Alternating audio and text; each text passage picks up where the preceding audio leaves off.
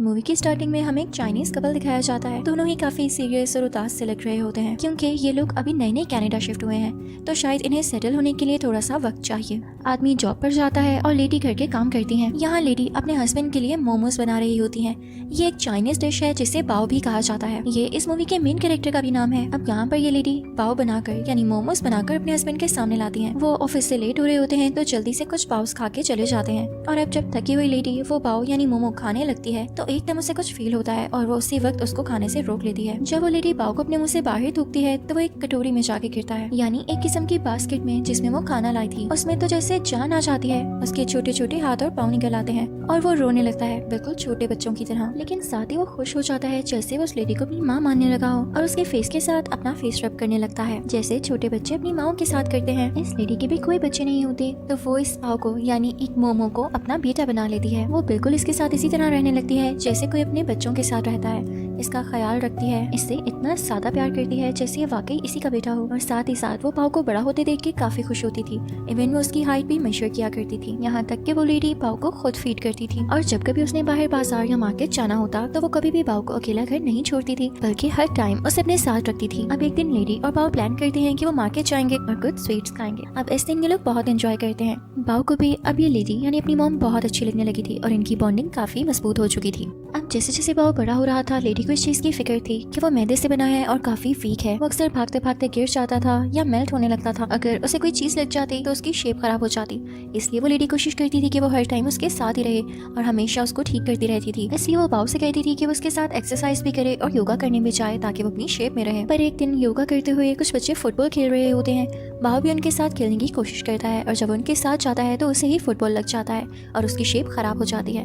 वैसा ही हुआ जिस चीज का डर था। वो लेडी फौरन से बाओ को उठाती है और उसकी शेप को ठीक करते हुए उसे अपने साथ बिठा लेती है। बाओ बहुत जिद करता है कि उसे उन बच्चों के साथ खेलना था, पर वो लेडी उसे नहीं खेलने देती और उसको ठीक करते हुए ट्रेन में अपने साथ घर लेने आती है। वो उस लेडी से यानी अपनी माँ से नाराज होकर ट्रेन में दूसरी तरफ मुंह करके बैठ जाता है। वो उनसे बात ही नहीं करता। अब ये बाओ की रूटीन बन चुकी थी। वो हमेशा चाहता था कि वो बाहर निकले, लेकिन उसकी मॉम उसे बाहर नहीं जाने देती थी। वो फिर भी चुपके से उनकी नॉलेज में लाए बगैर बाहर निकल जाता है। अक्सर उसकी मॉम उसे ढूंढती रहती थी पर वो नहीं मिलता था। वो उसका काफी घंटे इंतजार किया करती थी, पर बाओ तो जैसे अब केयरलेस हो चुका था। उसे बाहर की दुनिया इतनी अच्छी लगने लगी थी कि वो अपना ज्यादातर वक्त बाहर ही गुजारता था। अब एक दिन वो लेडी बाओ के लिए उसका बहुत अच्छा खाना बनाती है। उन्हें वो खाना बनाने में काफी टाइम लगा था और वो खाना इतना मजे का था और देखने में इतना टेस्टी लग रहा था कि कोई और हो तो वो फौरन से खा ले। पर बाओ यहाँ पर उस खाने को खाने से मना कर देता है। बाओ उस खाने की तरफ ध्यान ही नहीं देता और बाहर चला जाता है। वो लेडी उसे बहुत ज्यादा रोकती है और उसके पीछे भी जाती है, पर वो नहीं रुकता।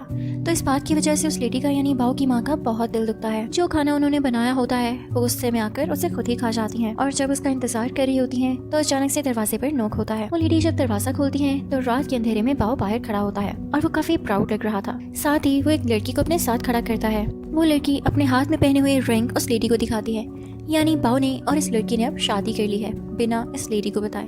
इस चीज का इसे बहुत दुख होता है कि आज तक ये बाओ से अच्छी रहती आई, लेकिन बाओ ने इन्हें क्या सिला दिया। अब बाओ बताता है कि वो यहाँ पर किस लिए आया था। वो अपनी माँ यानी उस लेडी से कहता है कि मैं यहाँ पे अपनी बीवी को दिखाने आया था और अब अपना सामान लेके यहाँ से जा रहा हूँ। बाओ अपना सारा सामान पैक करता है और अपनी बीवी के साथ वहाँ से जाने लगता है, पर लेडी को बहुत गुस्सा आता है। वो दरवाजा बंद कर देती है। वो कहती है, नहीं बाओ, अब तुम नहीं जाओगे।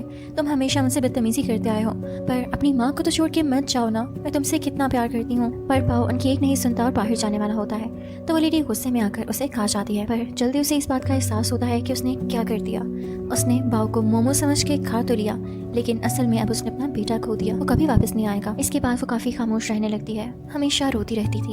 इवन उसके हस्बैंड भी जब उससे पूछते कि तुम्हें क्या हुआ है तो वो कुछ न कह पाती। फिर एक दिन हम देखते हैं कि लेडी सोई हुई है कि तभी उसके सामने दोबारा से बाओ आ जाता है। क्योंकि वो सोकर उठी थी तो वो ठीक से देख नहीं पा रही थी और जब वो अपनी आंखों को रब करती है तो उनके सामने एक इंसान होता है जो कि साए में बाओ जैसा ही लग रहा था। यहाँ मूवी में हम पर रिवील होता है कि इन्हीं का बेटा है, जो कि काफी अर्से पहले, काफी साल पहले इन दोनों को छोड़ के चला गया था और अब जब उसे एहसास हुआ तो अपने माँ बाप से माफी मांगने आया है। उस लड़के के फादर उसे अपनी माँ के कमरे में धक्का देते हैं कि जाओ माँ से माफी मांगो। अब वो माँ के पास जाके बैठ तो जाता है, लेकिन वो लेडी उससे बात नहीं करना चाह रही थी तो दूसरी तरफ मुड़ के लेट जाती है और पता चलता है कि जो बाओ था वो सिर्फ इनकी इमेजिनेशन थी, क्योंकि अपने बेटे को बहुत मिस किया करती थी और इसी वजह से हर वक्त इतना उदास रहती थी। वो लड़का अपनी मदर के साथ एक बॉक्स रखता है जिसमें उनकी फेवरेट डिश थी। ये वही डिश थी जो कभी एक बार इसकी माँ ने इसे बस में ऑफर की थी, पर इसने खाने से इनकार कर दिया था। पर अब ये अपनी माँ को देते हुए कहता है कि मैं आपके लिए लाया हूँ और मैं माफी मांगता हूँ कि मैं आपको छोड़कर चला गया। बस मैं समझता था कि शायद हमारी बॉन्डिंग अच्छी नहीं है। लेडी का ये सुनकर दिल मेल्ट हो जाता है और वो अपने बेटे को प्यार करने लगती है। उसका लाया हुआ खाना उसके साथ मिलकर खाती है। यहाँ पे ये दोनों बहुत ही ज्यादा इमोशनल मोमेंट शेयर करते हैं और साथ साथ अपना पसंदीदा खाना खा रहे होते हैं।